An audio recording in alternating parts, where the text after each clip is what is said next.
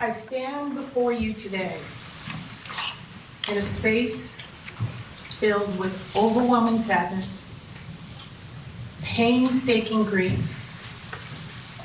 anger, and trauma.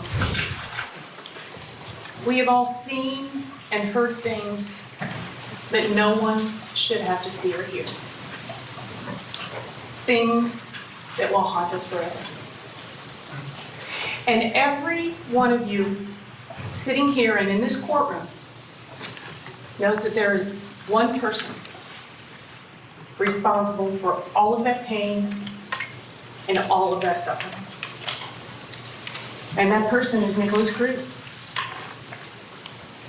And on October 21st, 2021, Nikolas Cruz pled guilty to all of the charges. And when he did that, he guaranteed that he would be punished. The question that now remains with each and every one of you is how he will be punished. Each of you will make an individualized moral decision about whether or not Nikolas Cruz should live or die. This is an individual decision. It is not a collective decision. Each of you has to make that decision only after you have heard all of the evidence, only after you have taken into consideration everything,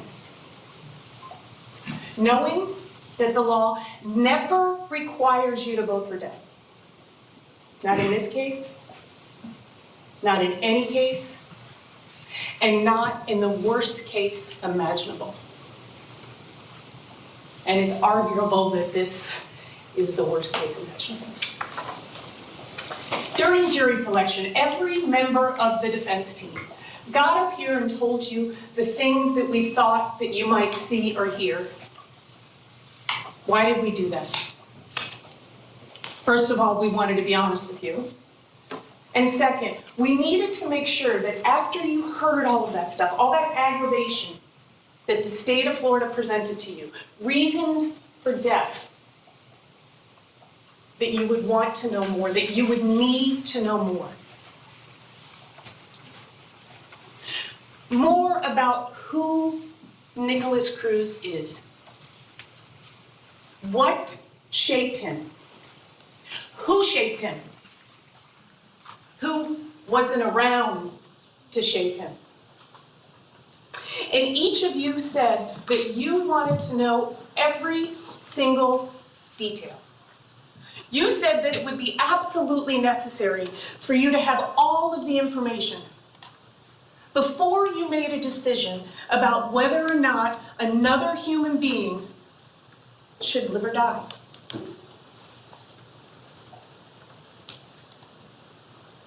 It's the oath that you took.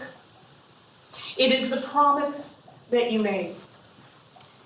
And everyone in this courtroom knows how difficult your job is. But we also know that you will honor your promise and you will keep your oath.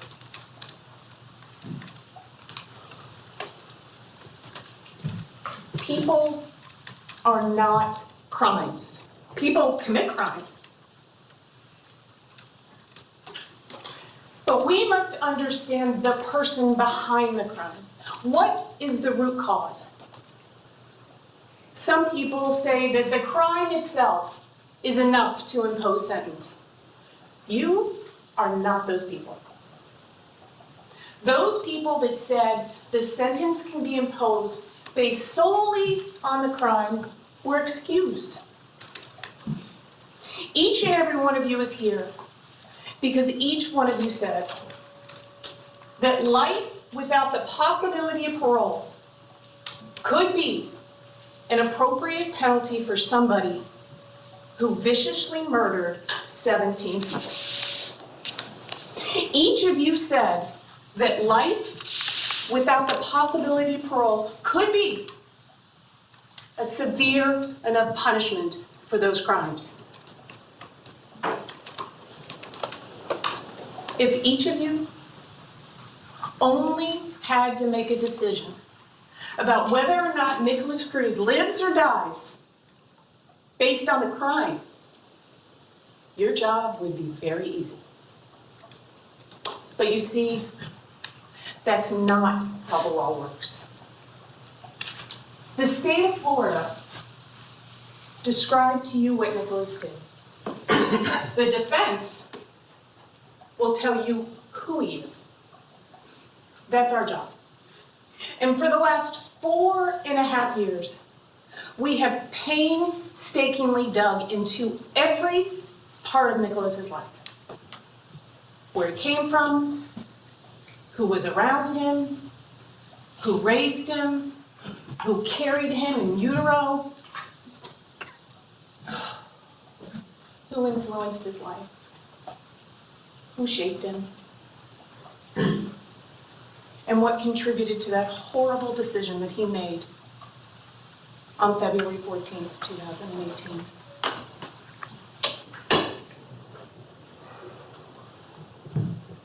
In telling you Nick's story, in telling you the chapters of his life, we will give you reasons for life. And that is called mitigation. Mitigation is any reason that you believe that the death penalty is not an appropriate penalty in this case. And each of you, individually, gets to decide what is mitigation to you. It is not limited to the facts of the case. It is not limited to Nikolas's background, his character, his life. It can be anything that you see or you hear in this courtroom. And it can be anything that you feel in your heart is mitigation. Please understand that mitigation is not a defense. It is not an explanation. It is not a justification, because there is no defense to these crimes. And I cannot impose that upon you enough. We would never get up here and do that. When I met Nikolas Cruz on February 15th, 2018, I knew that he was a damaged person. Objection. Sustained. But I also know that wounded and damaged people wound and damage other people because they're in pain. But we don't excuse the horrific acts of damaged and wounded people. We punish them. But we take into consideration their damage when we impose sentence. We will tell you everything. You will probably wonder why we're telling you some of the things we're telling you. But we want you to be honest. We want to be honest. We're going to show you the good, the bad, the sad, the horrible, the gut-wrenching. You're going to hear that Nikolas has said a lot of really bad things. The evidence will show you that he draws a lot of bad things. And that he continues to do that stuff over at the Broward County Main Jail. You will hear about conversations that he has with other people. Sounds like a kid. You will hear that he talks and has video visitations with a woman by the name of Scarlett Lewis, whose 6-year-old son, Jesse Lewis, was murdered in Sandy Hook. And you will hear through those conversations that together her and Nick are trying to find a way to prevent this from ever happening again. You'll hear that one day he wants to live and one day he wants to die. And you will also hear that throughout his life he has had obsessions. Tigers, video games, guns, exercise, bowel movements, vegan diets, and most recently, demons and Satan. And you will hear that with an atomic fireball candy, he'll write on his cell wall, 666. Those are the things he does in isolation. You'll hear that he writes disturbing things like a school shooter manifesto. Horrible things. We're not hiding that from you. But his brain is broken. He's a damaged human being. And that's why these things happen.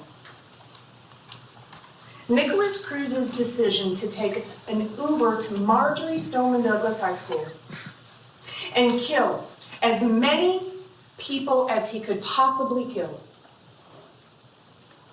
is not where Nikolas Cruz's story starts. We are all profoundly affected by the places. Objection to personal stories. Individuals are profoundly impacted by the places that they came from.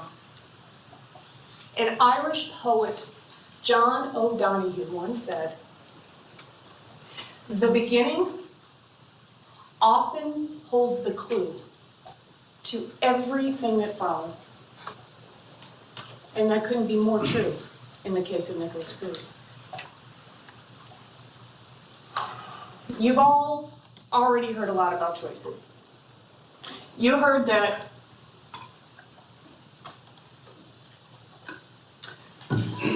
Nikolas made a choice to get into the Uber.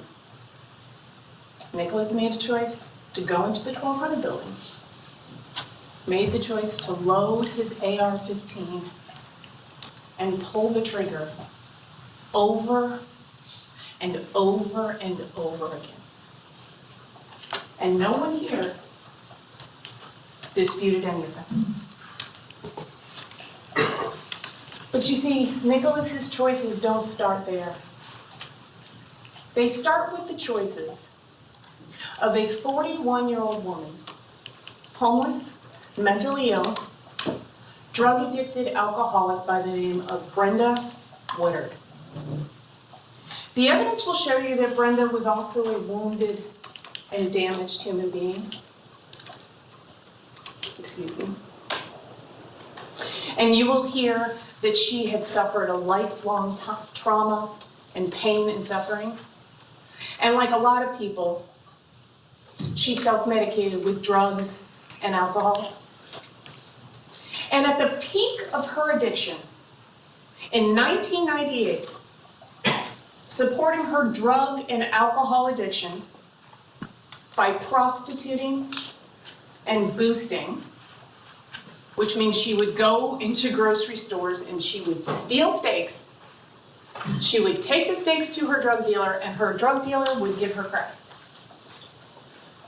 It was during that time that she found herself pregnant on the streets of US 1.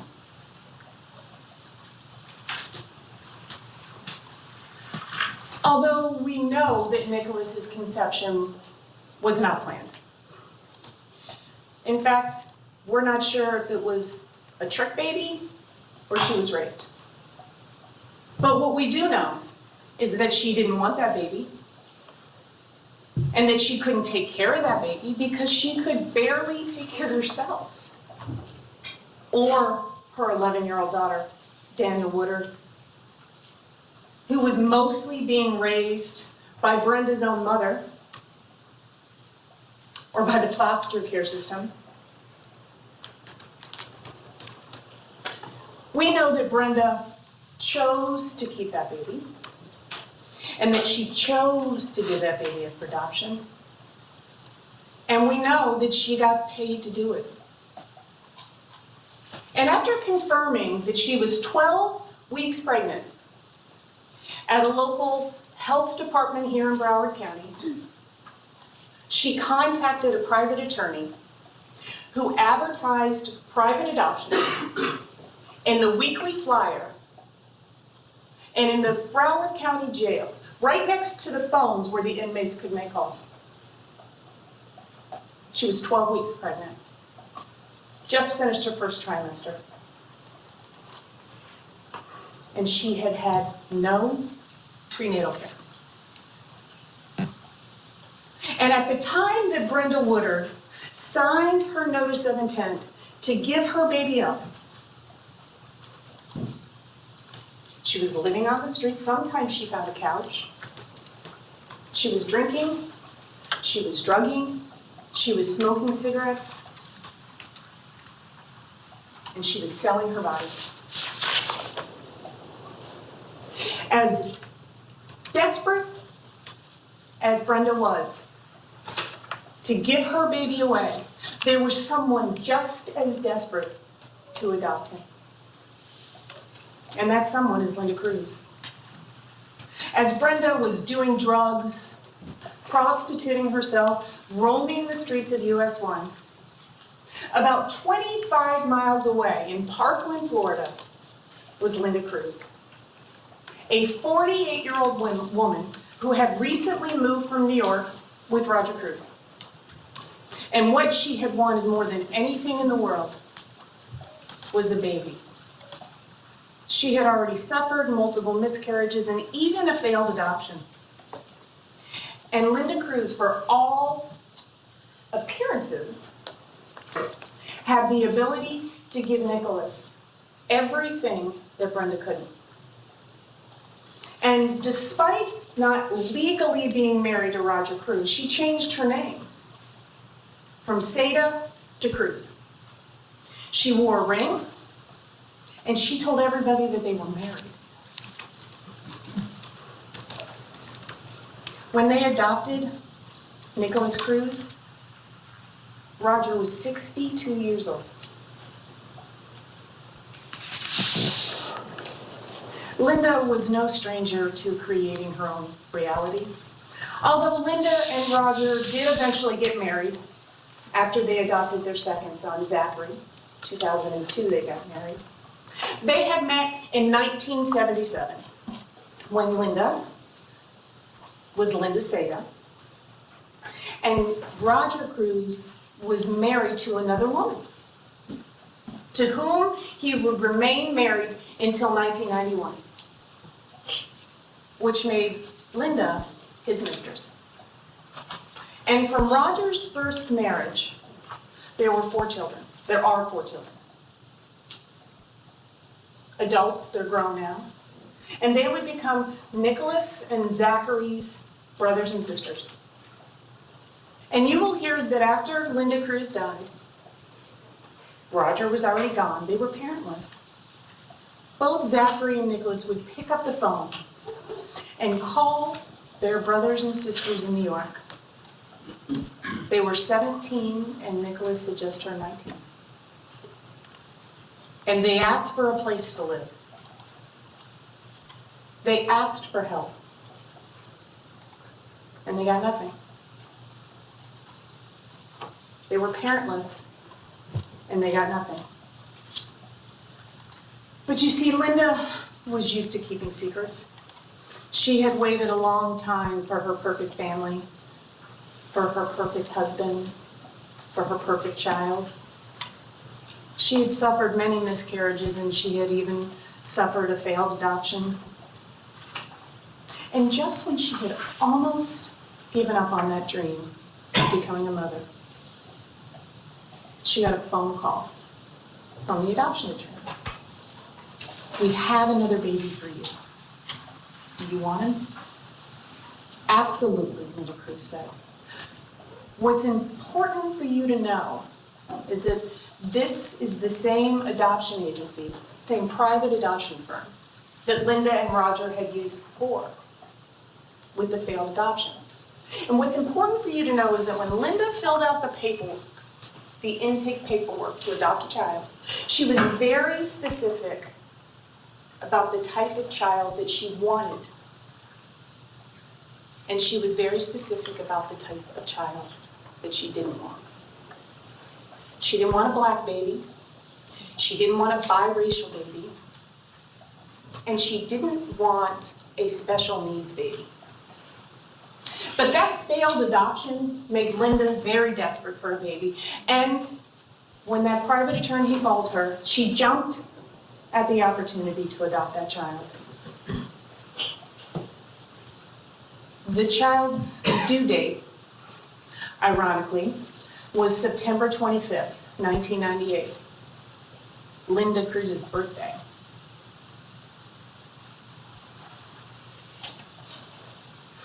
Unlike the state of Florida adoptions through the Department of Children and Family, this was a private adoption, which meant there were not as many rules and regulations.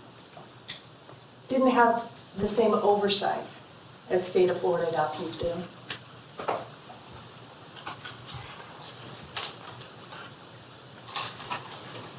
After that phone call where Linda said, we'll take that baby, Linda and Roger Cruz had just finished building a 4,000 square foot house in Parkland, Florida. And in that house was a room just waiting for a baby. And so as Linda and Roger painted the room, bought the baby clothes, and put money into that adoption trust account, Brenda roamed the streets of US 1, doing what she had to do, doing what was the most important thing in her life, drinking and drugging and whatever she had to do to get those two things. You see, the wake of addiction is very large. How do we know the things that Brenda was doing when she was on the street? Well, because she told us a year and a half before she died. And you'll also hear from Carolyn Deacon, who was her drug buddy. And you will hear evidence that her own daughter saw her mother drinking and drugging. Brenda's alcohol and drug use was well documented throughout the adoption records, the adoption report, and the birth records.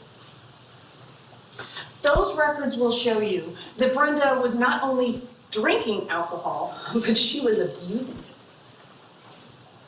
Now, to be honest, Brenda's self-reporting about the length of time that she drank and the amount that she drank is inconsistent.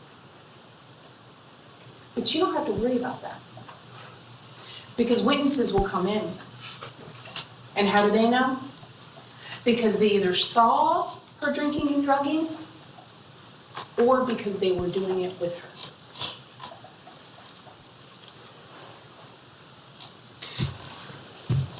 You will hear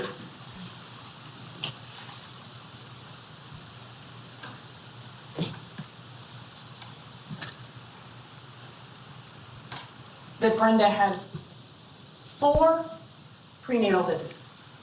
4. In 41 weeks of pregnancy.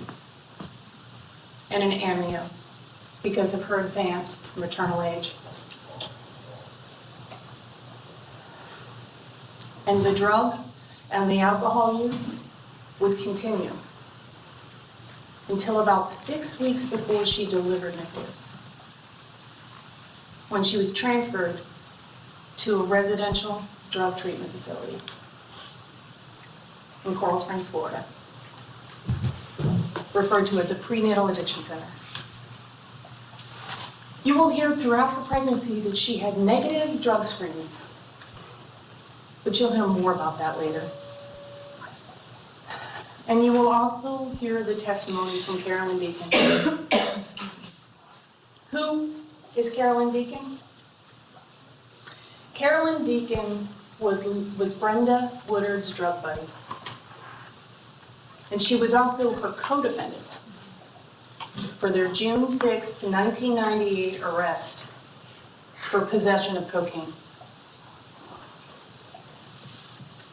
Brenda was 6 months pregnant with Nikolas. when that arrest happened.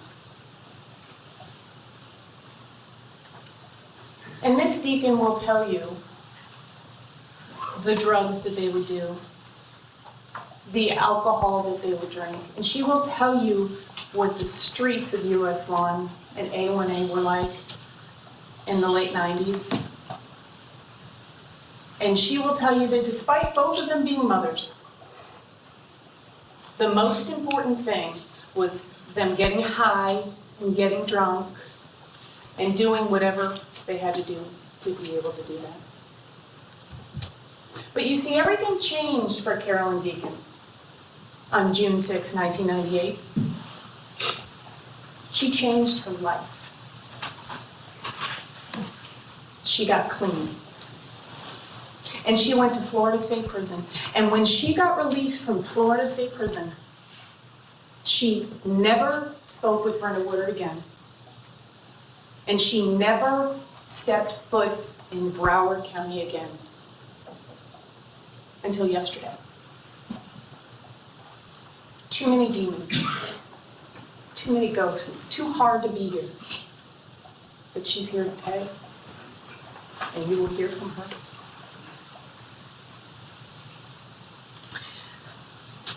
After the arrest, the adopted parents bonded Brenda out of jail,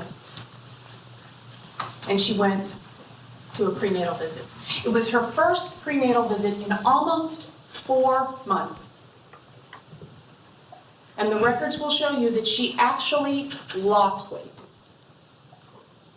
and that the measurements of the baby had not increased.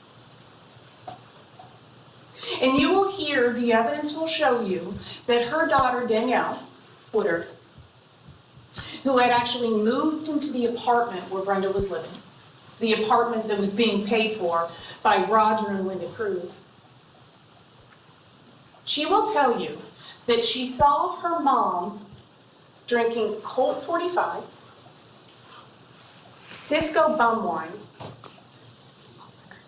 One bottle is the equivalent of 5 shots of vodka.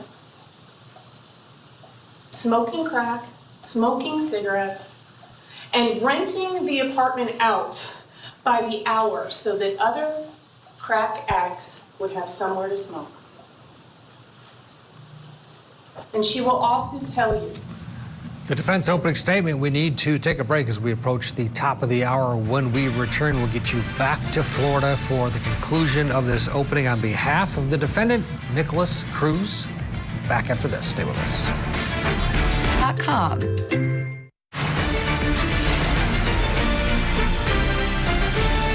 Top of the hour. Welcome back to Court TV. I'm Ted Rollins. It's a busy Monday. Our cameras are in 2 courtrooms.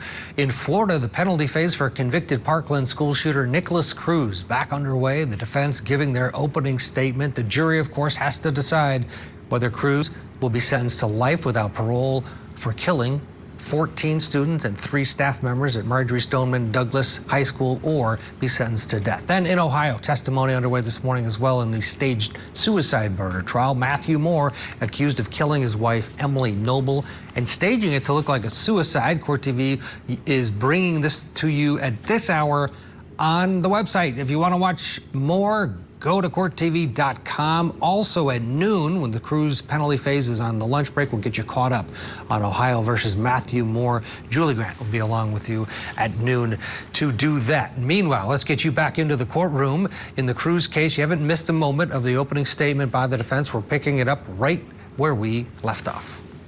And the evidence will show you that Brenda had her pee in a prescription pill bottle. And then Brenda would take a piece of tin foil and put it over on top of the prescription pill bottle to keep the urine warm.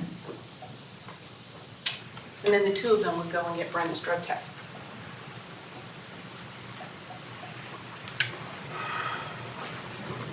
As a result of Brenda's June 6, 1998 arrest, she was placed on drug offender probation. Brenda was not a stranger to the criminal justice system. She's not a stranger to drug rehab, but now she was doing both. And as part of her drug offender probation, she was required to do inpatient day treatment. She could go home at night. And when she got there at BARC, which is a local addiction facility, treatment facility here in Broward, the supervisor says to her, the records, the adoption records will be, you'll see that, it's all over there, we'll introduce it into evidence. One dirty urine, Brenda, one dirty urine, and you're done. You're going to the prenatal addiction facility. Shortly thereafter, Brenda ended up in the prenatal addiction program, where she remained, so a residential treatment facility. She was not going home until she delivered Nikolas Cruz.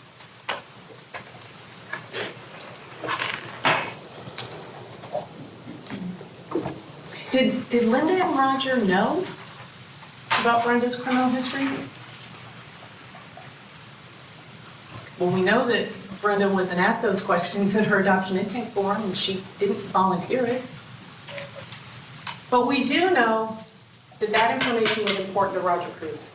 And he asked those adoption attorneys to do a complete background check. And we and the state have all of the adoption records. They're here. You can look at them if you want when they're moved into evidence. And there was no background check. But what if there had been a background check, because we did one? What would they have found out? Roger and Linda would have found out that since 1975, Miss Woodard had been arrested continually for mostly drug offenses, drug-related offenses, and that she had been in prison. Did Roger and Linda know that Brenda was drinking and doing drugs? We don't know for sure. But they bonded her out of jail when she was arrested for possession of cocaine. And the evidence will show you that Linda Cruz actually went to the prenatal addiction program and saw Brenda there. It's hard to know exactly what they knew or what they didn't know. But I think it's reasonable to assume that Linda didn't want to know everything. So as Linda prepared for that baby to come home to Parkland, Florida, Brenda finished off her pregnancy at the Prenatal Addiction Center in Coral Springs, Florida. What do we know about Brenda's pregnancy? We know that it was very stressful and chaotic. The majority of her pregnancy, she was homeless and living on the streets. We know that she was using drugs. We know that she was smoking cigarettes. We know that she was drinking booze. Proper nutrition and proper prenatal care were not a priority for Brenda Woodard. She was an addict. You see, the wake of addiction is very large. Nikolas Cruz's prenatal vitamins consisted of Colt 45, Cisco Bumwine, crack cocaine, and cigarettes. And because Nikolas was bombarded with all of those things, he was poisoned in the womb. And because of that, his brain was irretrievably broken through no fault of his own. Irish poet John O'Donoghue has written, "The beginning often holds the clue for everything that follows." And that couldn't be more true in Nikolas Cruz's life. September 24th, 1998, as Brenda Woodard was being transported to Plantation General Hospital, Linda Cruz was in Parkland, Florida, anxiously awaiting the phone call that her baby had been delivered. They already had the names picked out. Nikolas after her father, and Jacob after Roger's father. Nikolas was delivered C-section. birth records indicate that he was slow to progress and that the cord was wrapped around his neck 3 times. He was blue for the first minute of his life, and he had to be resuscitated. And as medical personnel manually pumped oxygen into his little lungs, his extremities remained blue for 5 minutes. And in that hospital room, after Nikolas was born, the evidence will show you, was Daniel Woodard, 11 years old now. And the evidence will show you that she held that baby and thought that he was the most beautiful thing in the world. And she knew that he would have all the opportunities that she never had. Linda Cruz's life was now perfect. She had the man she loved, that she called her husband, a beautiful baby boy, and a beautiful house in Parkland, Florida. And like most new mothers, she was excited, and there were parties, and people bought baby gifts, and people signed his baby book. And Linda introduced 2 people as her parents. You see, when Linda was 2 and her brother was 3 up in New York, they were left in a crib by their mother. And in that crib was a note from their mother. She was done mothering, and she left. So Linda and her brother were raised by their paternal grandparents. Wonderful people in their late 60s, as their father commuted from Long Island to the city as a chef. This abandonment that Linda felt and this insecurity would follow her for the rest of her life. But very few people in Florida knew about that life. Because remember, she had created her own new reality. She also sent out birth announcements. And you hear from one of Linda's oldest friends. Her name is Mary Hamill. Mary Hamill. Remember that name.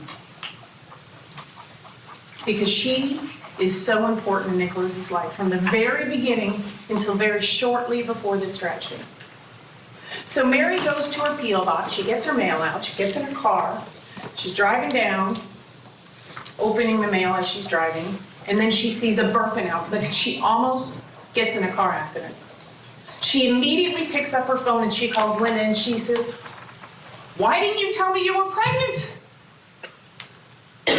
And Linda says, "I wanted it to be a surprise." And it wasn't until years later, when Mary's daughter was actually babysitting for Zachary and Nikolas, that she happened to come across some paperwork, adoption paperwork. That's how Mary found out that the boys were adopted. Mary, one of Linda's very best friends. Linda was really good at creating her own reality.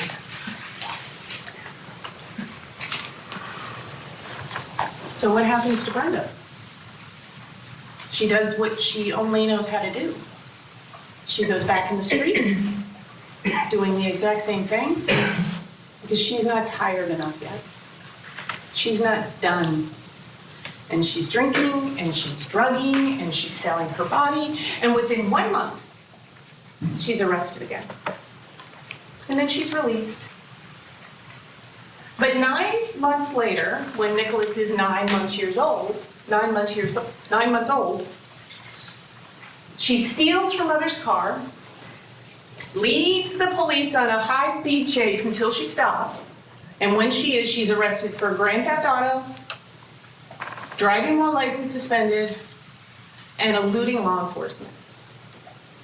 And she was sentenced to 24 months Florida State Prison. And when she got to the reception center, she found out that she was 6 weeks pregnant. That baby is Zachary Cruz. A trick baby? We don't know. But we do know who Brenda called. She called that very same adoption attorney. And after Zachary was 6 months old in utero, he received the benefit that Nikolas never did. For the first time in a very long time, Brenda Woodard was clean and sober. And Zachary got the benefit of proper nutrition and prenatal care, all courtesy of the Florida Department of Corrections. It's the opening for the defense. Trying to save Nikolas Cruz's life. We'll get you back into the courtroom right after this commercial break. Stay with us. Emily Noble is reported missing a day after celebrating her 52nd birthday. Her body was staged to appear as though it was a suicide. That was absolutely not the case. Emily's husband was arrested, 2 different counts of murder. The question is, was she murdered or was it suicide? This was clearly a homicide based on the injuries that were sustained. Our cameras taking you inside the courtroom as this dramatic case unfolds. The staged suicide murder trial. Live coverage today on Court TV. Download RoboKiller today.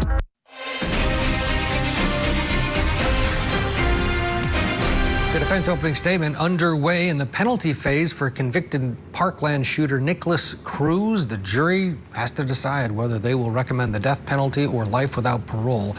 Cruz pled guilty to killing 14 students and 3 staff members at Parkland's Marjorie Stoneman Douglas High School back in 2018. Let's go back into court right where we left off. And back in Parkland, Florida, Linda loved every minute of being a mother. She became friends with other mothers on the street, although she was sometimes 20 or 25 years older than them. Their children played together, and you're going to hear from one of those people, Trish Devaney. She had moved here from New Jersey. She was in her early 20s. Her and her boyfriend had just built a house down the street, and Trish had no one. Her family was far away, and Linda became like a mother to her. And they hung out all the time. But Linda never even told Trish that she wasn't married. Linda was actually Trish's maid of honor. And Trish's first baby, 7 months younger than Nikolas, would become Nikolas's first friend. And Linda liked having all the kids over. She had this beautiful house, she was proud of it, swimming pool, the kids would play. And Nikolas grew. And he played with all of those other kids. And despite being smaller than everyone, everything was fine. Until it wasn't. His differences didn't really become apparent until he was around other children, where his behavior was different, where he didn't do what the other kids did. He didn't talk to the other kids, couldn't communicate. He wasn't socializing. He wasn't developing like other children. Now, Trish will tell you that she tried to talk to Linda about this. And Trish will also tell you that because of those conversations, there were weeks where they didn't speak to each other. But Trish wasn't the only one that was telling Linda that Nikolas was different. Roger was too. And Linda could ignore Trish, but she couldn't ignore her own husband, and she didn't. And as life continued in Parkland, Florida, Linda got a phone call from that same adoption attorney. Nikolas's biological mother was pregnant again. Did she want the baby? Would Nikolas want to be a big brother? Of course, she said. Let's set up the adoption trust account. And on February 21st, 2000, Linda, one of her very best friends, Renee Brown, who you will also hear from, and Nikolas drove up to Lowell Correctional Institute, which is just right outside of Ocala, and picked up Zachary Cruz, Nikolas's new baby brother. So the family of 3 now became a family of 4. And as Zachary normally developed, it became more apparent that Nikolas was not developing at the same rate. No parent wants to admit that their child is different. And Linda was no different. And she was in denial for a really long time, until she couldn't be anymore. And when Nikolas was just turning 3, he went to his first psychiatrist, Dr. Musa. And the records will show you that from that visit, Dr. Musa said what a challenging child Nikolas was, that he ran into his office and got underneath his desk, and then 20 minutes later to pull him out. And Dr. Musa wanted to help Linda, and he wanted to help Nikolas and Roger. You'll also see that there's some notations in the records about possible drug and alcohol exposure. He gave Linda literature. He gave her books. He gave her documentation. Give this to the teachers. Let's all work together. Let's figure this out. And please come back, Linda. The most important thing for Nikolas is consistency. Linda never went back. Having a developmentally delayed child was not part of Linda's perfect story. And at the same time Nikolas was having all of these developmental delays, social skills, communication, emotional, behavioral, gross and fine motor skills, adaptive function, sensory issues, you will hear from Ann Fisher. Ann Fisher was the director of Young Minds Learning Center, who noticed all of those developmental delays and finally convinced Linda to get help. She will tell you that Nikolas's body wasn't proportioned. His head was too big for his body. His ears were too big for his head. He didn't play with the other children. He didn't talk to the other children. He was aggressive. She thought maybe he'd been exposed to drugs and alcohol in utero. And for months, Linda didn't want to hear it. Oh, he's young, he's going to grow out of it. All kids act like this. But Ann Fisher was persistent. She wanted to help Linda Cruz. She wanted to help Nikolas Cruz. And she wanted to help Robert Cruz. She wanted to get them the help that they needed in order to parent a developmentally delayed child, and she wanted to get Nikolas the resources that he needed so that he could be as successful as he could be. So finally, Linda let go of some of her secrets. She tells Ann Fisher, Nikolas is adopted. We didn't know that before. And that his mother was a drug addict. And finally, Linda agreed to get help. And because of Ann Fisher's referral, Nikolas was evaluated by the Florida Diagnostic and Learning Resource Center. It's also called FIDLERS. It's a government-funded program that helps all children with any type of issues, usually early intervention. Let's catch them up, let's get them early.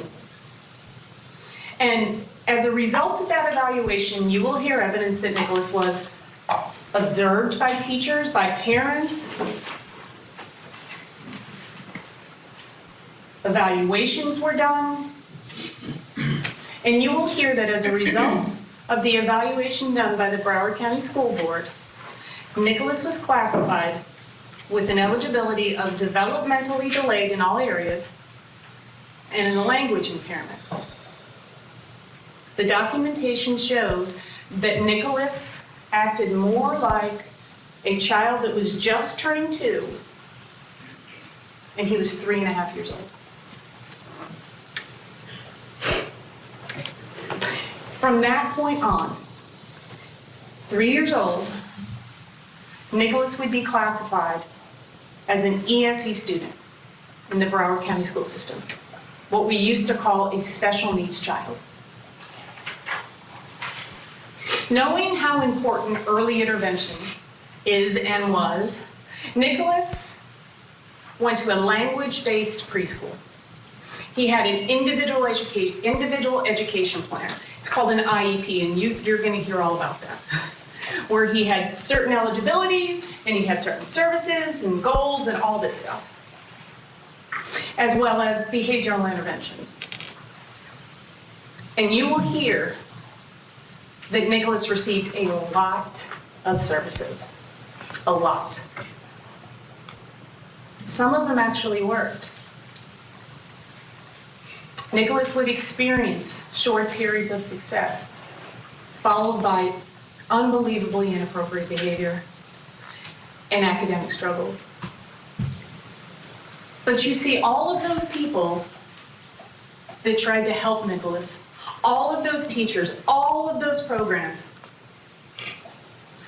didn't know what you now know. The defense describing Nikolas Cruz from birth all the way, I assume, till the shooting. We'll get you back into the courtroom with more of the defense opening statement to the jury right after this. Our helpline now. Welcome back to Court TV and a busy Monday. 2 live trials this morning. Testimony underway in Ohio for the trial of Matthew Moore. He's accused of killing his wife and staging it to look like a suicide. You can watch that trial over on CourtTV.com. And next hour, Julie Grant will get you caught up on all of the key testimony from this morning. We're also, of course, in Florida for the opening statement from the defense in the penalty phase for convicted Parkland school shooter Nikolas Cruz. He faces a life without parole sentence, or if the jury recommends it, death row. Let's get you back into court as the Florida Assistant Public Defender Melissa McNeil continues her opening statement to the jury. He poisoned me. He was brain damaged. Now, no one ever really figured out what was wrong with Nikolas until he's in his current situation. Some people speculated they were spot on. Fetal alcohol spectrum disorder, FASD, has often been referred to as an invisible disorder because it's often misdiagnosed. And what does it mean when somebody is misdiagnosed? Not just for Nikolas, but for anybody. It means you don't get the proper treatment. In some cases, you don't get the proper medicine. You don't get the proper interventions. You don't get the proper support. You don't get what you need to deal with your illness or your disorder. You will learn a great deal about Nikolas and about FASD, and the invisible will become visible to you. It will be frustrating and maddening to you about all the opportunities that were missed in Nikolas's life, things that he so desperately needed. Sadly, we can't undo those harms, and we can't undo the harms done to Nikolas, and we can't undo the harm that Nikolas did to others. FASD describes a range of effects that occur when an individual's brain is exposed to alcohol during pregnancy. Now, we're not talking about a mom having a glass of wine. We're talking about use and abuse. The effects of this disorder include physical, mental, developmental, academic, communication, every area. And it has lifetime implications. It's a disorder. It doesn't go away. Teachers and therapists, case managers, police, friends, and family will tell you how it impacted Nikolas's life. And we will present experts who specialize in FASD that will tell you what alcohol does to a developing brain. Listen to those experts, but more importantly, listen to the lay witnesses. Because they will describe to you all of the behaviors that constitute fetal alcohol spectrum disorder. I suspect that you're also going to hear another acronym. ASPD. Antisocial personality disorder.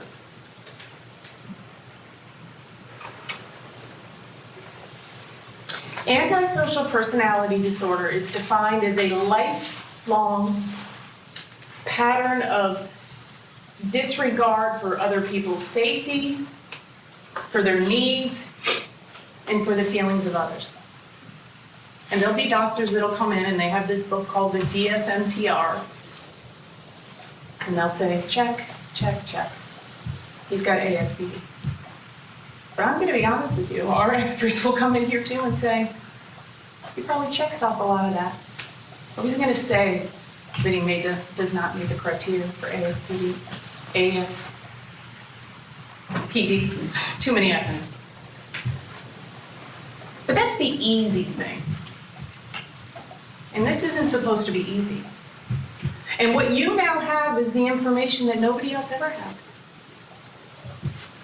And you will hear that Nikolas's lifelong developmental delays, his communication and language disorders, his emotional and behavioral issues, his impaired motor skills, those are not explained by ASPD.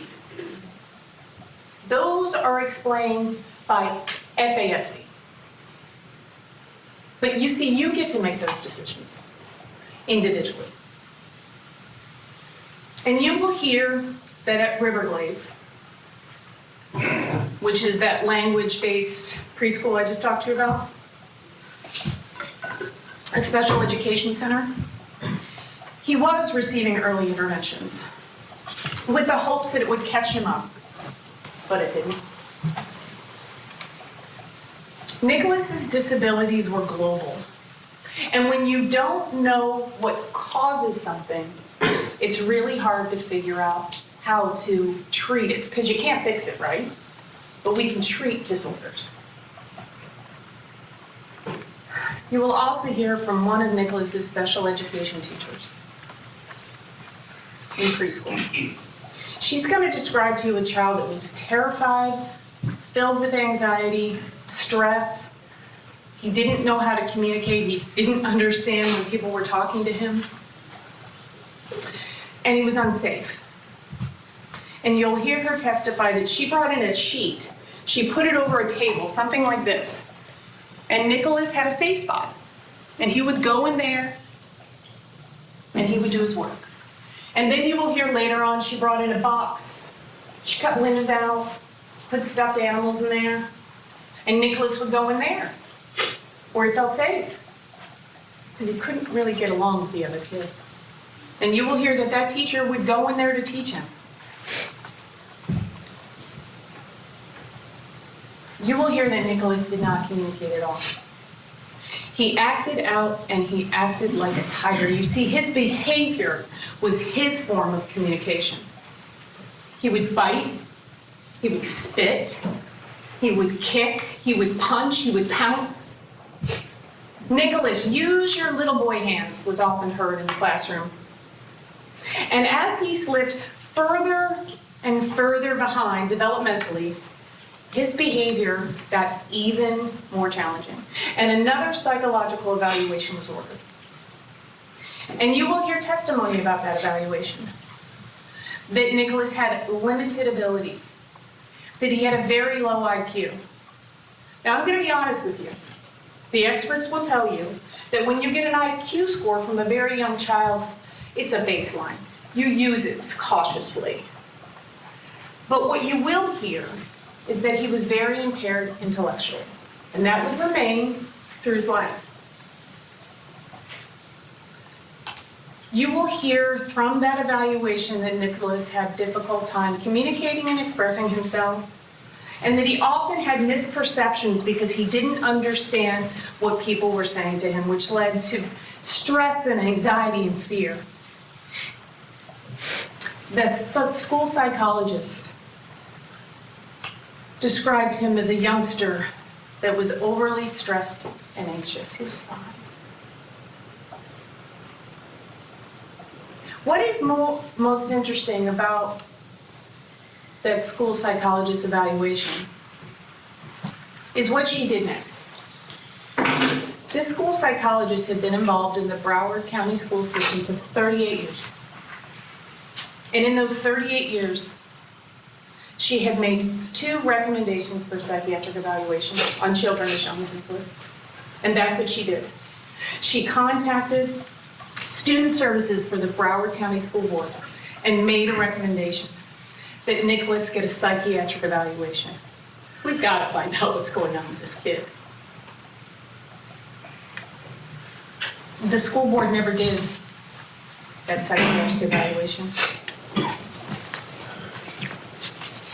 And on August 16th, 2014, 5 days before Nikolas was supposed to start kindergarten, he watched his father die in front of him. The family of 4 was now once again a family of 3. And Linda would become a single mother for the rest of her life to 2 very challenging young boys. And you see, throughout Roger and Linda's relationship, Roger controlled everything. Took care of the bills, took care of the house. So what Linda didn't know is that Roger had refinanced the house over and over again, and they were in deep financial trouble. You see, not only was Linda abandoned by the death of her husband, but she was betrayed by her husband. People will tell you that she never got over that. For kindergarten, Nikolas went to what is referred to as an ESE cluster, Special Education Cluster. And you're going to hear a lot of information about what is a cluster. You will hear that it's a small teacher-to-student ratio. There's a paraprofessional. There's usually more than one teacher, and there's a lot of support. There's a lot of intervention, and that's where Nikolas went. And you will hear from his family counselor, John Noonan, who was probably one of the only consistent things that Nikolas had throughout his childhood, from kindergarten until he left Coral Springs Elementary in 5th grade.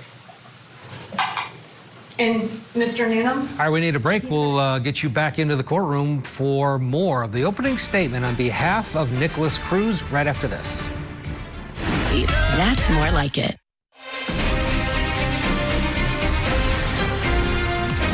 All right, welcome back. We have been watching the opening statement by the defense in the Florida penalty phase for Parkland school shooter Nikolas Cruz. He pled guilty to first-degree murder for fatally shooting 17 people at Marjorie Stoneman Douglas High School in Parkland, Florida. Now a jury must decide his fate. Life without the possibility of parole or the death penalty. Let's get you back into court right where we left off. Mr. Noonan? He's going to testify about some of Nikolas's successes at Coral Springs Elementary. And he's going to tell you not about his failures, because he doesn't like that word, his struggles. In kindergarten, further testing once again determined that Nikolas was very developmentally delayed and that he required constant supervision. He wasn't able to retain information, and he struggled in all academic areas. And that year, he was retained. Nikolas was also diagnosed with ADHD, and he was placed on medication. He was 6 years old. And he would remain on medication on and off until 2016. You will hear that the best educational environment for Nikolas Cruz is one that is structured and supportive, with a small student-to-teacher ratio, with certified special education teachers, and behavioral intervention programs. At that time, he was seeing a psychiatrist, he was seeing a clinical psychologist, he had a case manager in home services. However, he continued to struggle with behavioral issues and academic issues. And that's because people still didn't know what was wrong with him. Throughout his time at Coral Springs Elementary, Nikolas struggled in all areas, academically, socially, developmentally, regardless of the services that he received. But despite all of those struggles, despite being below grade level almost every year, he was continually promoted. Because you see, if you're an ESE student, you can only be retained one time. And then you get what's called good cause promotions. Also during this time, throughout elementary school, Nikolas's medication was being changed frequently. They were trying to give him something for his aggression, something for his attention. So it was always on and off. And Linda, mom, would stop the medication sometimes. It was too expensive. Put him back on it, take him off of it, and sometimes she would even divide the medication between Nikolas and Zachary. And as Nikolas's peers moved on, Nikolas continued to row his boat in circles. Despite these continual struggles in ESE, throughout Coral Springs Elementary, those services changed very little, except, of course, when most of them were removed when he went to West Glades Middle School. He was 13 years old, moving into 6th grade. He was leaving a school with 650 students and moving to a school with 1,500. And back at home, there was no structure. The train was off the track. Not only were the police now responding to the house, but so was the S team. And the S team is the Youth Emergency Services. They're through Henderson Behavioral Health. It's a mobile crisis unit. You can pick up the phone and say you need help, and they come out. You see, Linda's perfect world, her facade was crumbling. On the outside, everything looked really good. This beautiful house. But inside, she was overwhelmed, she was exhausted, and she had no support system. And Linda fell deeper and deeper into a depression. And her overwhelming anxiety about money led to locks on the fridge, timers on showers, and her unplugging all of the appliances at night. And Linda started using local law enforcement and the S team as co-parents to help her control her 2 boys. And that glass of wine that she had every night would turn into 2 glasses of wine, 3 glasses of wine. West Glades Middle School. When kids go to middle school, they are thrown to the wolves. It's a completely different environment. And the services that a special needs kid gets in elementary school, Jack Vasey will tell you, principal of West Glades Middle at the time, we just don't have the staff. We just don't have the services. We don't have the structure and the support that these kids need. So what everybody knew Nikolas needed, which was structure and support, it was gone. And he roamed the halls of West Glades Middle. And at the beginning of middle school, Nikolas, he did all right. But when the social, we're in 6th grade now, emotional and academics demands continued to pile on Nikolas, his behavior worsened. And even though he still received some ESE services, it was in a mainstream classroom now, sometimes with 30 children and teachers that did not have the specialized training that they needed, that they deserve to have to deal with a student like Nikolas. You will hear that they tried. They went to administration. They went to the ESE staff. They wrote referrals. You see, Nikolas would yell in class. He would uncontrollably laugh for attention. He would destroy property. He even grabbed a phone from a teacher's hand as she was trying to call 911.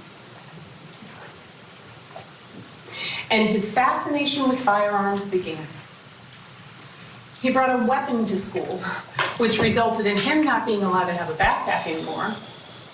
And he was placed on an escort-only status.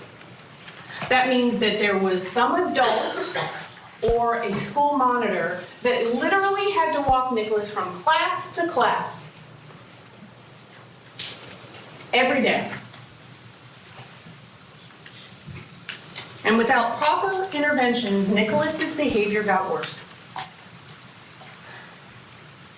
Not only was Nikolas not getting an appropriate education, but no other student that was in class with him was getting an appropriate education either because of his disruptive behavior.